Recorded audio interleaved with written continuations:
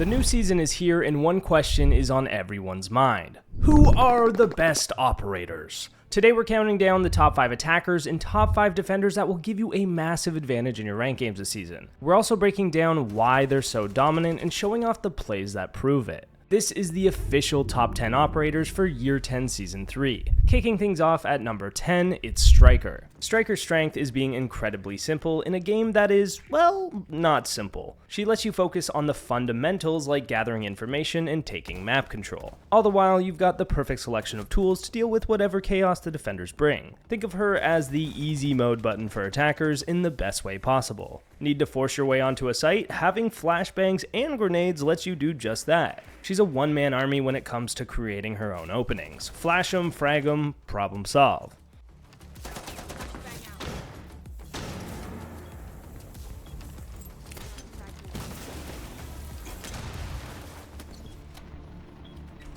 And that self-sufficiency is a huge part of why Striker is so good. With hard breach tools and EMPs, you can become your own hard breacher. If you're solo queuing or your team isn't communicating, she can still get the job done, opening a new entrance wherever you need it.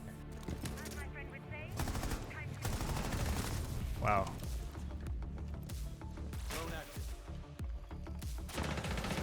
But here's where the real flexibility comes in. If you've already got a hard breacher on your team, you can swap out the hard breach tools and keep those EMP gadgets. This frees up one of your secondary gadget slots for even more playmaking potential with flashbang smokes or extra grenades. You adapt to your team composition, not the other way around. It's like a Swiss Army knife, but instead of a tiny saw, it's got an EMP grenade on it. Much more useful here. And let's not forget the icing on this very powerful cake. Striker brings what is arguably the best gun in the entire game. Now, is it better than the AK-12? We'll have to wait and see if Ace or Fuse end up on this list. But what it means for you is that you're never outgunned no matter the situation. Striker truly gives you every tool you need to win. Moving over to the defensive side, our number 9 operator is the Master Architect, Azami. You thought a castle could redesign a bomb site? Psh, look no further, my friend. In a game where every pixel matters, Azami gives you the ultimate power to reshape the map and create advantages that simply should not exist. Her Kiba barriers are truly game-breaking for creating one-way angles and pixel peaks. You can block off entire lines of sight from the attackers while still giving yourself a perfect view of their entire body. It forces attackers to waste utility or take incredibly risky pushes, creating a completely unfair fight that you're almost guaranteed to win. One way, I love this operator. But it's not just about one ways. You can also use her Kibas to completely cut off strong attacker lines of sight, making your setup much safer and giving you space to move more comfortably. And because she has so many barriers, replacing them once they break is a completely viable strategy. She's also a great counter to vertical pressure. Did an attacker just open a hole above you or below you? No problem. A well-placed Kiba barrier instantly denies that crucial line of sight, allowing you to gain the advantage. It forces them to either try and go around it or dump their mag out to break it, buying you precious time. Don't worry, boys. And her ability to make on-the-fly plays, especially in the late round, is unmatched. You're not just setting up at the start, you're actively creating new cover, new angles, and new obstacles as the round unfolds. In a clutch situation, that final Kiba barrier can be the difference between a round lost and a round won. You're not just playing the map, you're building it in real time.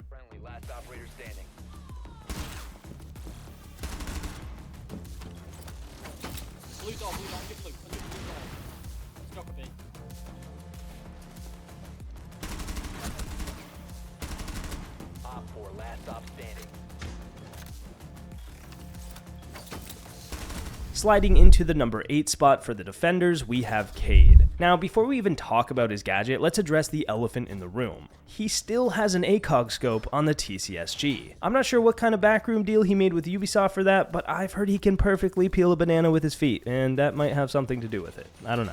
His shotgun is an absolute menace, dealing high damage from across the map, and with that ACOG, you can hold angles that most defenders can only dream of now. Rest in peace, my boy Doc.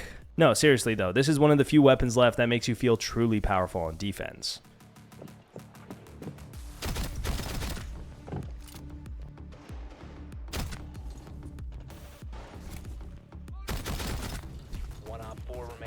But But the real strength, the reason Cade has made it on this list, comes from his ability itself, the Electro Claws. They are without a doubt the best wall denial in the game. And with expert placement, you can make them nearly invincible. By tucking them into certain spots, you can make them completely safe from Callie's lances and incredibly difficult to locate with pocket EMPs. Now, if you want to take your Cade play up a level, you need to master Cade tricking. This is where you perfectly time electrifying a wall in between an attacker's Callie lance or EMP gadget. The only consistent counter to this mind game is a Thatcher throwing 2 EMPs back to back, or, of course, Maverick. But with good tricking skills and no counters on the board, you can hold crucial walls indefinitely, completely shutting down the attacker's plan. It's frustrating for them and incredibly satisfying for you.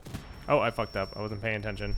Moving on to our next attacker, coming in at number 7 is Grim. Grim's an operator who proves that the answer to most of Siege's problems is apparently bees. Operators don't make this list without a nasty loadout, and Grim is no different. He comes equipped with a Bailiff and the 5.52 Commando. This rifle brings massive fragging potential along with it. This means Grim is not just a gadget-focused operator, he's also a fragger. If you lose a straight-up gunfight with this thing, you might as well just uninstall the game and take up competitive basket weaving instead. Then again, you probably don't have the thumbs for that either.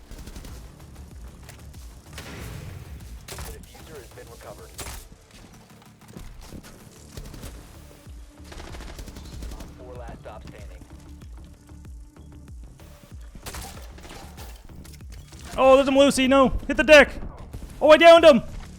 No, I can't kill him. The Melusis!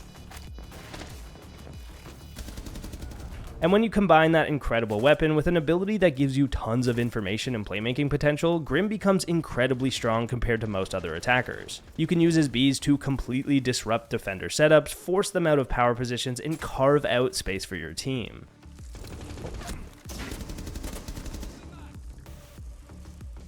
I'm gonna get the spot by.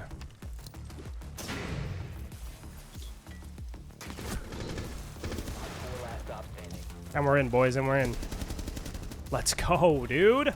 The true strength of his bees is how they create a massive tactical problem for anyone trying to hold the objective. You can use this to your advantage by executing direct site takes for incredibly easy plants. By flooding the site and its entrances with swarms, you force defenders into a terrible choice. Either abandon their power positions to escape, or stay there and become an easy kill for you and your team. Either way, the site is now yours. And if you think that's good, his post-plant capability makes the round nearly unlosable. You can place his hives directly onto the diffuser, meaning if they try to defuse, you've got wall hacks on them now, and there's no chance you'll let them do that. Just being alive at this point is your guaranteed win, making Grim the ultimate closer.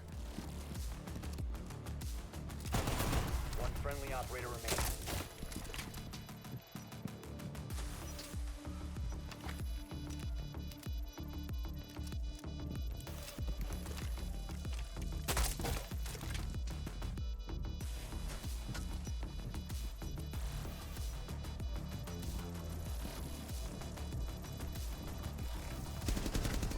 Taking the number 6 spot on our list, we have Melusi. What makes her so special is that she's one of the few operators in the game who is just as dominant in a silver lobby as she is in a Pro League Grand Final. She's a powerhouse at every single skill level. Her place and play design is what makes her so effective. It naturally teaches you to focus on the absolute essentials of defense, smart positioning, and playing off your team. You can set up your Banshees in key choke points and then just hold a safe angle. You're not just placing a gadget, you're building a web of control for you and your team to play around. Uh-oh, he's good and wubbed. Oh, he's slow, very slow. And by simply playing into and around that setup, you can rack up a ton of kills. Melusi's Banshees give you the perfect audio cue to know when and where to peek. It's free, live information that allows you to pick and choose your gunfights correctly, so you're always taking the right engagement. An attacker slowed and disoriented by your Banshee is one of the easiest kills you will ever get in this game. You're not taking 50-50 gunfights, you're taking advantage gunfights that you'll win nearly every time. Freebie. Oh, God! Breaking into our top 5 and taking the number 5 spot is an operator who just refuses to die, Blackbeard. Even after all the nerfs Ubisoft has thrown at him this season, his fundamental strengths make him utterly broken still. This guy is literally the cockroach of Rainbow Six Siege. Nobody likes him, and no matter how many times you smack the shit out of him, he just keeps coming back. His most iconic strength is his presence on a window rappel. You become a constant threat to defenders, knowing you can aim down sights at any time with a shield that soaks up literally all the bullets. He forces defenders to either completely abandon crucial power positions or risk a completely unfair fight. Just seeing him at a window is enough to change the entire round.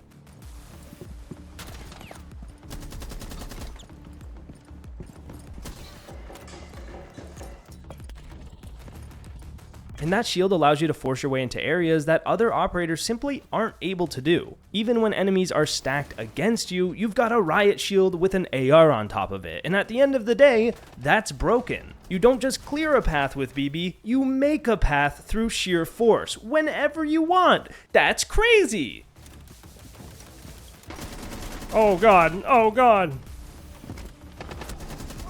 Let's also talk about his dash ability though. I don't even care that he can go through soft walls. It's the fact that this ability lets you win every single melee engagement. It's extremely overpowered because of this. This makes him dominate close range, forcing the defenders to back up or get clapped. Having this much power should be illegal.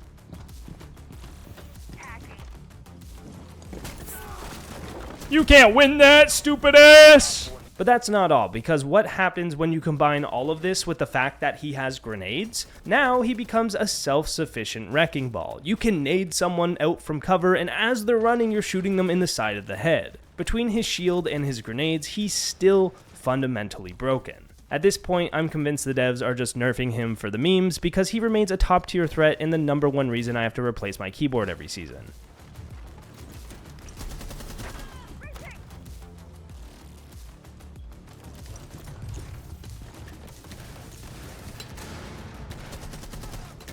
They should never have given this motherfucking nades, dude. But let's get away from that guy, because I'm stressing out just thinking about him. Moving into our top 4 operators, we've got some digital warfare coming out from Dokkaebi. In a game where information is everything, her ability to hack the defender cams makes her one of the most powerful attackers in the game. Doing this is extremely strong. It completely flips the intel game on its head, turning their surveillance against them. You can pinpoint enemy positions, track rotations, and completely negate their anchors, giving you and your team an overwhelming advantage. But it's her logic bombs that truly unify a team during a push. Calling the defense provides live, precise sound information to everyone on your team simultaneously. Think about that. Her ability is more accurate and reliable than a full team trying to make callouts on their mics. It forces defenders to either give away their position or be vulnerable for a crucial few seconds in order to hang it up. Calling so I can sprint at them. 4 last stop standing. Oh! And here's where she gets even more broken. She has a combo of abilities that no other operators can match. You're a 3-speed operator, and you've got the SMG-12, an extremely lethal high fire rate weapon for close range. Not only that, but you have live information from your calls, flashbangs, and extra speed from having your secondary out. But what does this all mean for you? It means you can combine all 5 of these things, gaining information with the call, flashbanging the defenders off that intel, and then seal the gap with incredible speed while having a top tier close range weapon to win the gunfight. It's a completely overpowered chain of events that makes Doke an unstoppable force in the right hands. You have dropped the diffuser. That's my point right there. That's why Doke's OP right there. One phone call, one flash, she's dead.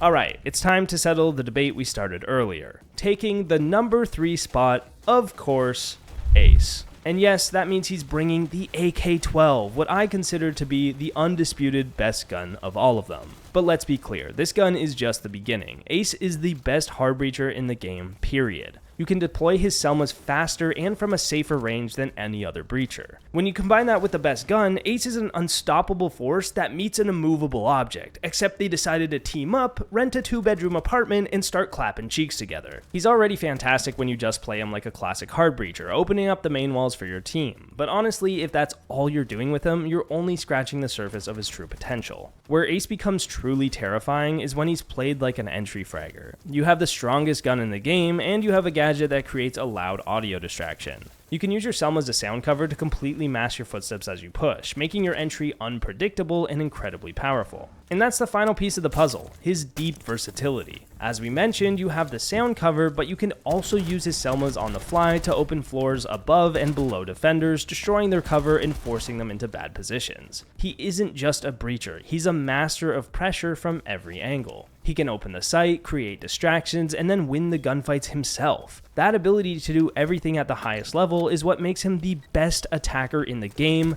no question. So that's it for the attackers in our top 10, but before we move on to our final 2 defenders, I want to mention some other attackers who are still incredibly powerful and could easily have a spot on this list. First up, the other shield operators Blitz and Montang. Let's be honest, shields are still completely overpowered, and the choice between them and Blackbeard often just comes down to personal preference and playstyle. Next is Deimos, who's an absolute monster in 1v1 fights, but his difficulty keeps him out of the top 10 for most players. Then, a bit of a prediction, I think Twitch is going to be incredibly good this season, especially if the new defender Denail sees a lot of playtime. Of course, you can never count out the timeless power of Maverick, who remains the game's only uncounterable hard breacher. That speaks for itself. Or Nomad, who is still the undisputed top flank watcher and enables high-level aggressive plays with her loadout. 2 operators you should not be sleeping on this season are Ying and Buck. Ying just got the Reaper Mark II, making her absolutely disgusting primary shotgun an even better option now.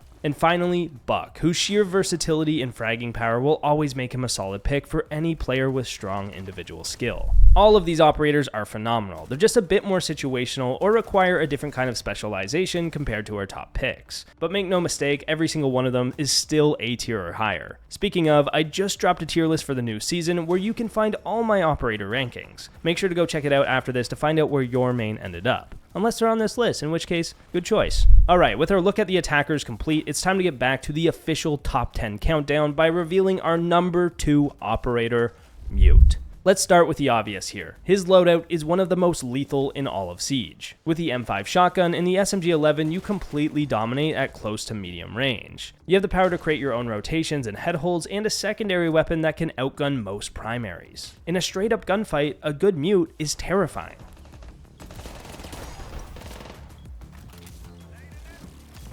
Check it out, check it out, check it out.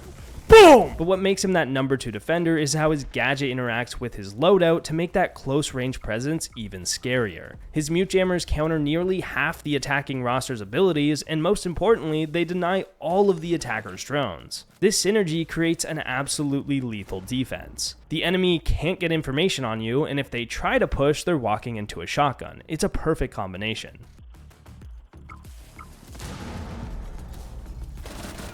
Mute jammer, baby. And the best part, Mute is almost never banned because he's not flashy or annoying like Clash or Mira, and players often forget just how powerful he is. He's viable on every single site and every single map, meaning you can bring this level of dominance to almost every round you play on defense. Pump, pump daddy. Ultimately, Mute creates unstoppable holds. If they don't drone you, they're forced to walk into a shotgun. If they do try to drone you, their drone gets muted, and then they're still forced to walk into a shotgun. You're basically giving them 2 terrible options and letting them choose how they want to lose. Stick to muting off drone pass and doorways though. Leave the main walls for Bandit Arcade because their gadget is just way better for it. Playing into this will make you an unstoppable force on Mute.